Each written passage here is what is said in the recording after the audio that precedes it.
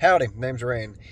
I'm making this video mostly for the newcomers to the construction industry. Most of the viewership of this channel consists of construction workers, and I would like to make this for green helpers, people who don't know any better, because most of the old heads who still make the complaint that I'm going to be talking about do know better, but they just, I don't know, get off to spreading low morale and toxicity and all that sort of thing. So this is kind of a complaint that you're going to hear a lot, no matter who you work for, whether you work for a mom and pop shop or, a company employing 1,000 people like this one.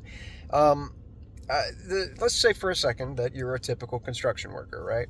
And you are providing for a family where you've got a husband, a wife, children, and you got to send your children to school. And they have this uniform policy at the school where your kid has to be wearing a uniform, or whatever prescribed shirt, pants, skirt, whatever it might be. They got to have a uniform on. And one of your kids really doesn't care about this uniform. They go to school and they'll spill things on it. They'll get all kinds of stains. Seems like every time they come back home, they got a stain on their clothing.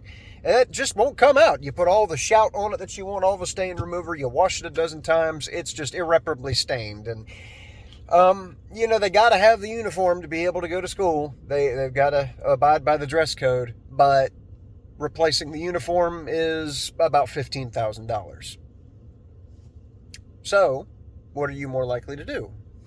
Are you going to spend $15,000 every time they come home with an irreparable stain? Because they do it every time. Every day that they go to school, they'll come home with a new tremendous stain on this uniform. You're probably not going to shell out 15 grand every time. You're just going to send them to school with a stain on their stuff. And so, that's something that they have to have, just like on a job site where you have to have tools and equipment. And I use the $15,000 price tag because I'm going to give an example of my company giving us big equipment. Whenever I first started with this company, we had a big electric Greenlee brand automatic conduit bender with a little remote control that you mash the buttons on after you've slid your 4-inch EMT or whatever it is into the bending machine. You mash the buttons and you can bend it a little more, you can unbend it, you can jog it so that it jerks a little bit and adds a couple extra degrees every turn. It was really just a fantastic piece of equipment, except that everybody hated it because the controller would work about 50% of the time.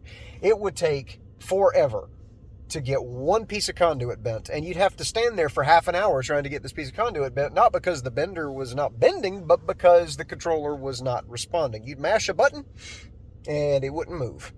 And you mash it, mash it, mash it, mash it, mash it, mash it, mash it, until your thumb's getting sore, and then finally it would jog just a little bit, just a couple degrees. Well, now you gotta make a full 90-degree bend on this conduit, so you just have to keep mashing and mashing. And over time, people realize that if you hold the cord in just the right position, where you do a little pretzel bend with it, and you face north, and you inhale sharply, and you say, "Mother, may I," and then you mash the button at just the right pressure, the thing would actually bend.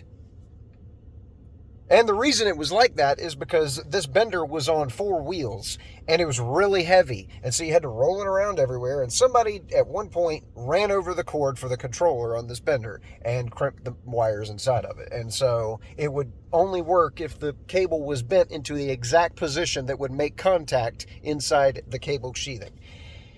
So it was annoying, and it would take a long time to get conduit bent. And eventually, our contractor decided, all right, fine, we'll get you a new bender.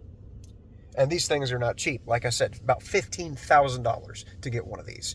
And we got one out onto the warehouse project that I was on. About 2 days after that, somebody wanted it at that end of the building, and it's on that end of the building. So load it up onto a pallet and carry it down there with a forklift. That's the solution.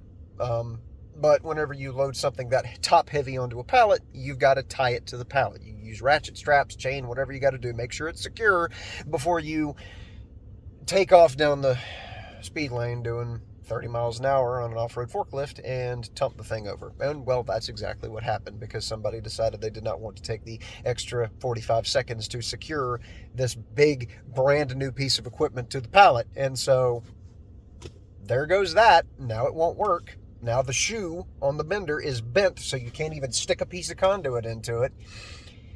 So yeah, no good deed goes unpunished. The employer decided, all right, fine, we'll get you a new bender. This one is really annoying to use, takes forever. Time is money. Get you a new bender. Drop it on the second day that it's on the project, second day that we have ownership of it. And yeah, $15,000 is not fun to spend on something that gets immediately obliterated because somebody didn't care about it enough to make sure it would stay safe. And that's the case with every company. No company wants to just throw money away on stuff that isn't going to get taken care of. You know, you borrow a tool from some electrician, he's going to tell you to bring that crap back or you're going to go missing just the same as the tool. And it's because they actually bought that tool. They actually spent their own money on it. They care about it because it's their investment. But more often than not, that same electrician will turn right around and complain because, well, this SDS, you have to snatch on the chuck and hit it with a pair of channel locks to get the bit to come out. Company's just too cheap to be able to buy us what we need to work with. It's annoying for me. I hear it on every job site. Doesn't matter where I go. There's always that one guy that's complaining because our company's too cheap. Our company's not, they don't care about us, you know. As long as it barely functions, well, we can get by. But I've made the complaint before myself. And over time, I've, learned to try and see both sides of a situation. Still not very good at it, but I do the best I can with what I have, with what I know. And I do know that it's not fun to buy something for somebody and it gets squandered. So that's why your company doesn't buy you new stuff. It's why you keep using the same bandsaw that's been in the company for 15 years. It's why the SDS that you've got, you just can't get the bit out of it sometimes. That's why you keep using the same old stuff, because as long as it does work, that's better than them risking spending $1,000 on a vacuuming drill, $15,000 on an electric bender, all this extra money on something that they have no confidence is going to survive the work week. Anyway, just wanted to kind of sit here and vent about that for a bit, because it does get frustrating whenever you don't have the Cadillac of all equipment to be able to use to get the job done. But it's even more frustrating whenever money gets wasted by people who didn't spend it, and so therefore they don't care. This has been me. I do a lot of complaining. I have an entire playlist called the Vent Playlist where I sit here and I'll piddle around on lunch break and be mad about things. So yeah, I guess if you like being mad, there's more where this came from. Have a good day.